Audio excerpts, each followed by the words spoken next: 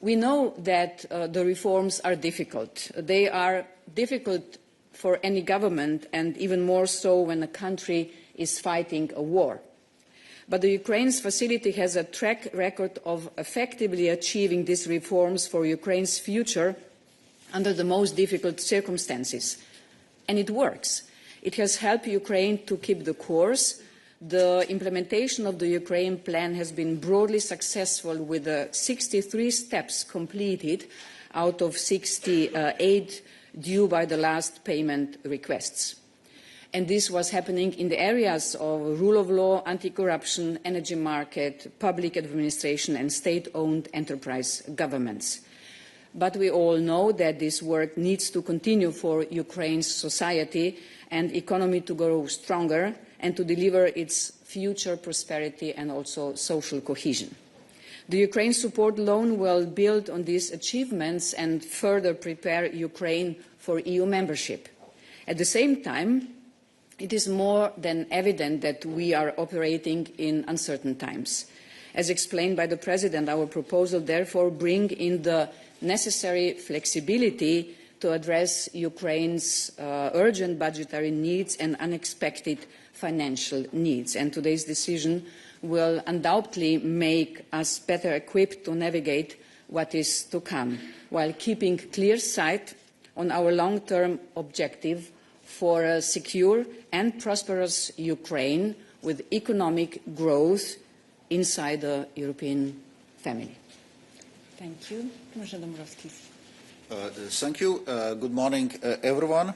As President said, we are now approaching the 5th year of Russia's full-scale invasion of Ukraine. Throughout this time, by bravely defending their homeland, Ukraine has also protected the entire European continent from Russian aggression. Europe can and must continue to provide Ukraine with the support it needs to ensure its financial stability and ability to defend itself. This is the only way we can secure a just and lasting peace, a peace which ensures real security for Ukraine and Europe in the long term. In December, EU leaders confirmed our resolve to help Ukraine to meet its urgent and sizable financing needs. Today, we have taken the necessary step to put forward a proposal to deliver this crucial support. Allow me to highlight some important elements. The funds can be disbursed through either macrofinancial assistance or Ukraine facility. On macrofinancial assistance specifically, it is a tried and tested instrument for supporting Ukraine or countries in balance of payment difficulties. It is well suited to provide fast and flexible financial assistance while driving the implementation of meaningful reforms. It also complements and amplifies IMF programs, as it has been demonstrated in Ukraine over the past decade. Both macrofinancial assistance and the Ukraine facility provide for strong conditionality, especially on the fight against corruption.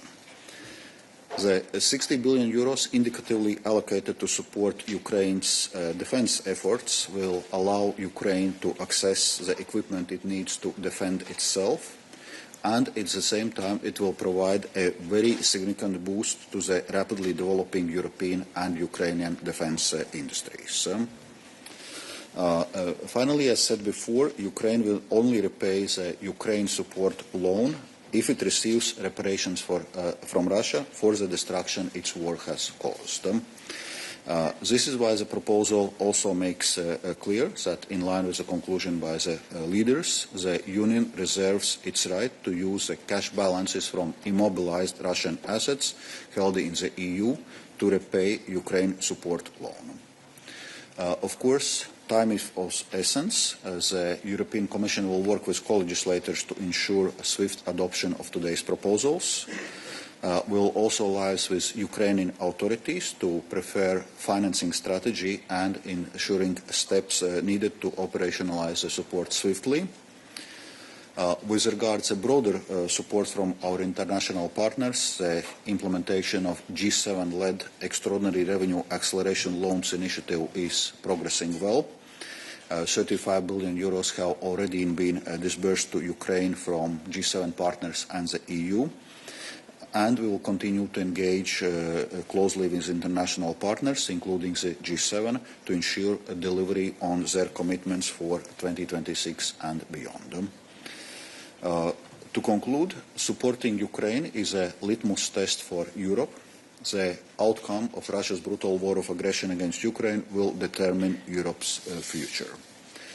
Today's proposal shows that we are determined to continue providing Ukraine with the support it needs, and it also represents a crucial investment in Europe's own security. Thank you. Thank you, and we can now open the floor for questions. Yes, Sabine.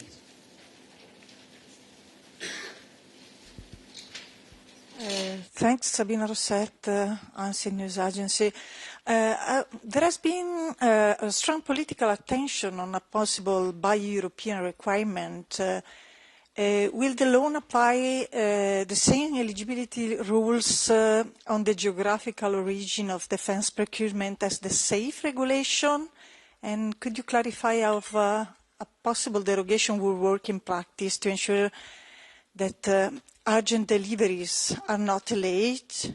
And then, if possible, I have a more technical question on the cost of servicing the debt. Does the Commission proposal specify how interest payments will be covered within the current EU budget? And if not, should we understand that the long-term solution is effectively being deferred to the MFF, with the options being either higher national contribution or reallocation from existing programs? Thank you.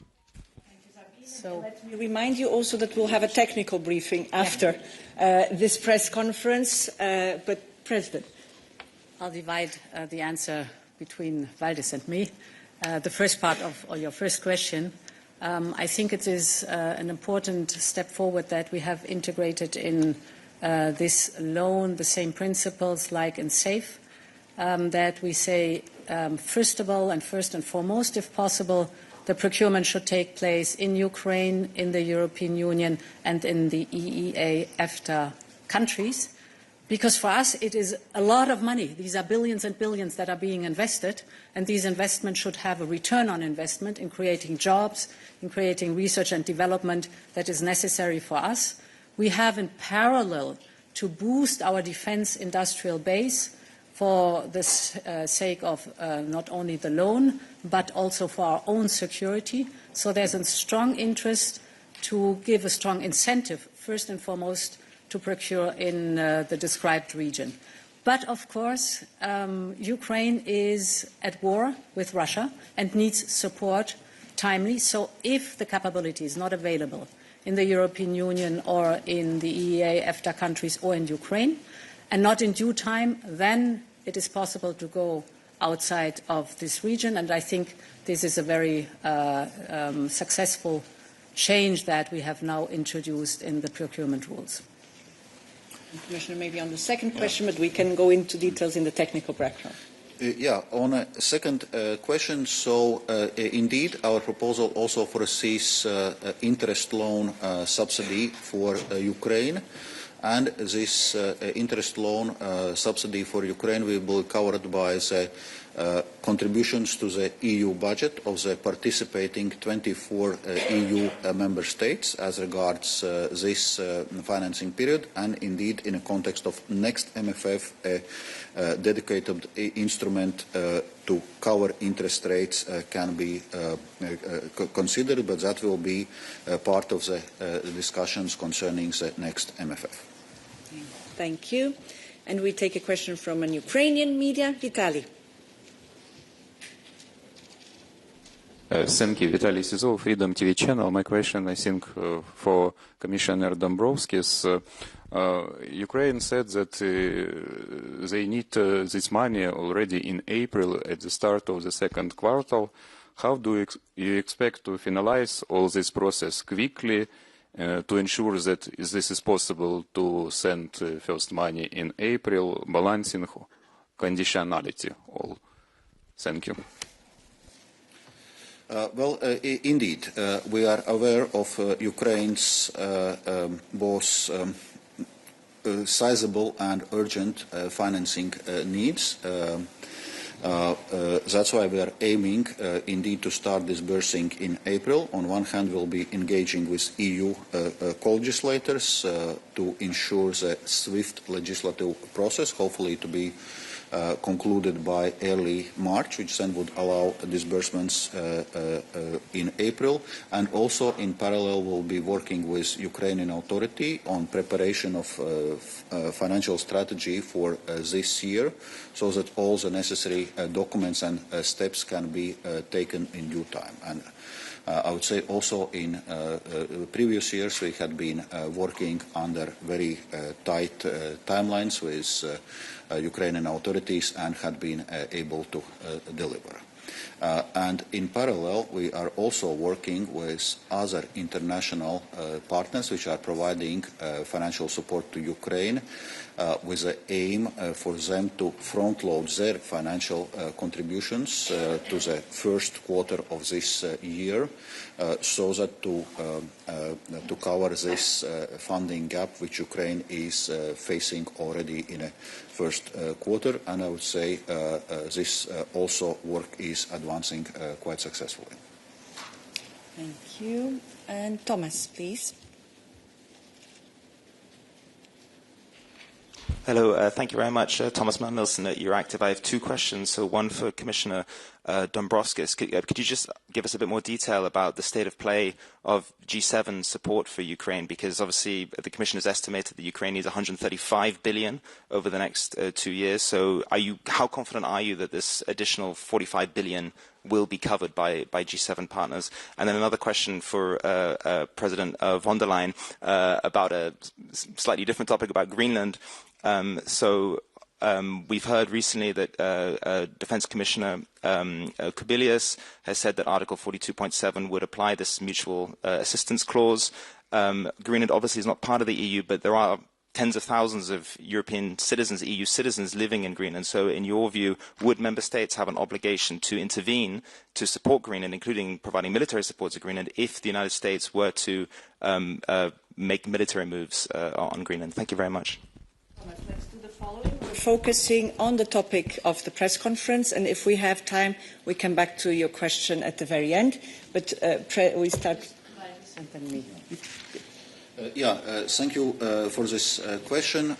Indeed, from the EU side, we are, I would say, taking care of the bulk of the financing needs for Ukraine for the next 2 years, but we also expect other international partners to play their part. That's why we continue this engagement with G7 and other partners. So first of all, next year, the delivery of ERA loans initiative will continue, and we expect some 9.7 billion euros to be dispersed through the ERA loans initiative next year by other partners, because from the EU side we fully disbursed our contribution already last year. We are working not only with G7 partners but also with other countries. For example, Norway is committed to come with a sizable financial contribution. Also, EU member states will continue to provide both financial and in-kind military support, and obviously also international financial institutions. Currently, International Monetary Fund is preparing its next program of the size of $8.1 billion. Actually, on Monday, I had a meeting with IMF Managing Director Kristalina Georgieva to discuss exactly those topics, and this work appears to be broadly on track, because also for IMF, one of the conditions for IMF program to go forward is that the financing gap of Ukraine is being covered. So there are many speculations out there about what should be done, what could be done, what may be done. I want to put all this aside and address the general principle of Greenland, that we look at what are the different debates. So first of all, Greenland belongs to its people. So it's up to Denmark and Greenland, and only to them, to decide on matters that are concerning Denmark and Greenland. That's point number one, and that's very important. We are in constant contact with the Danish government, also to listen to what the needs are, what the needs of the Greenlanders are, in very close contact. Second, Greenland is part of NATO. And when we are speaking about Arctic security, this is one of the core topics of NATO. And we know that the glue between the allies is the fact that there's always the clear motto, one for all for one. So NATO is one forum to integrate the different interests that are out there. But of course, the Arctic and Arctic security is also a matter for the European Union without any question. And we've invested since years in our relationship with Greenland. I was there last year, before all this happened, to open the office in Nuuk so that we have a constant channel of communication with the Greenlanders. We have an investment program. We've stepped up our engagement since last year. We have accelerated our work. So there's a strong and good and existing relationship between the European Union and the Greenlanders. And for me, it's important that the Greenlanders know, and they know this by the deeds, not only by the words, that we respect the wishes of the Greenlanders and their interests, and that they can count on us. Good. And we come back to the topic of the press conference. Yes, please. Just one short follow-up on this topic, as we are still wondering, is Article 42.7 applicable to Greenland? I think it's quite important for Greenland to know. The question that is applicable right now. It doesn't ask itself. And the President was very clear in her response. Let me take one question online, because I know that many journalists are also already in Cyprus. Jorge Valero.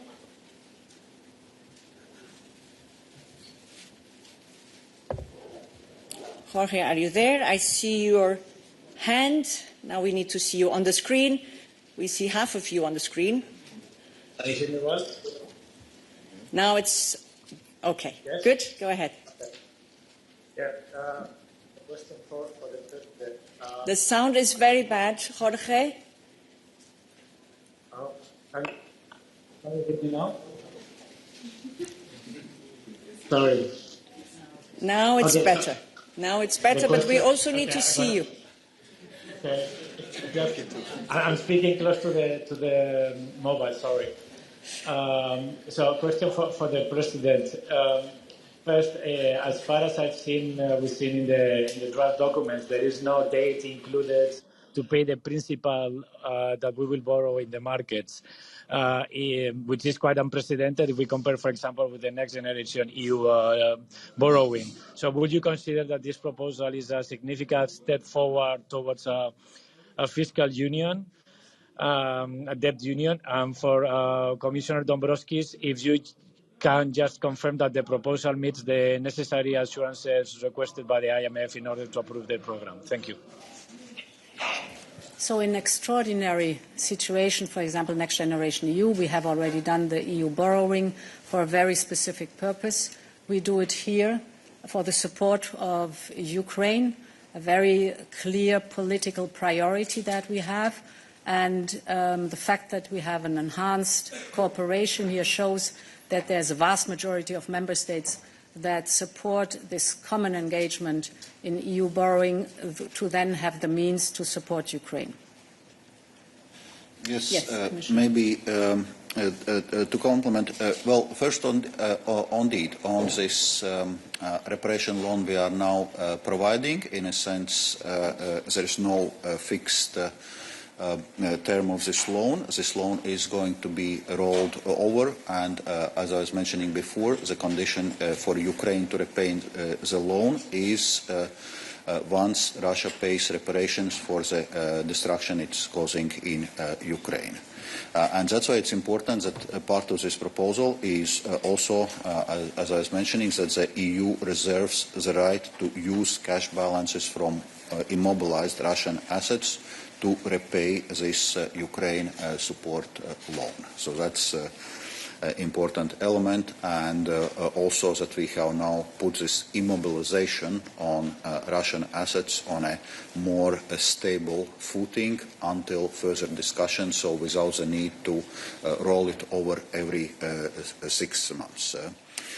Then on assurances, in a sense, there are two types of assurances which IMF needs. One is the funding gap for Ukraine is being covered, and that work, as I was mentioning before, is broadly on track, and that was also indications I received from the IMF managing director 2 days ago. And another topic is the question of capacity to repay assurances for the IMF program itself, where there is a question on US participation in this capacity to repay assurances, and so far the indications are that it's unlikely, even though the final decision by the US is not taken and will be taken by the end of the month. But again, there are indications from the IMF that also in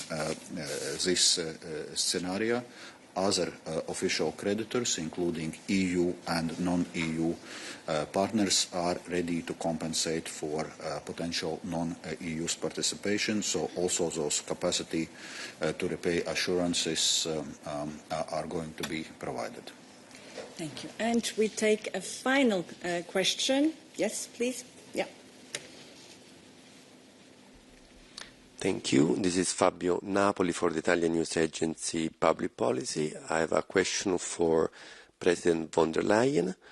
Do you believe that enhancing cooperation to issue EU bonds can be used also in other fields, like to raise money for common projects, as mentioned in the Draghi's report? Thank you. So it should certainly not be a standard procedure. The standard procedure is the budget and the 27 together.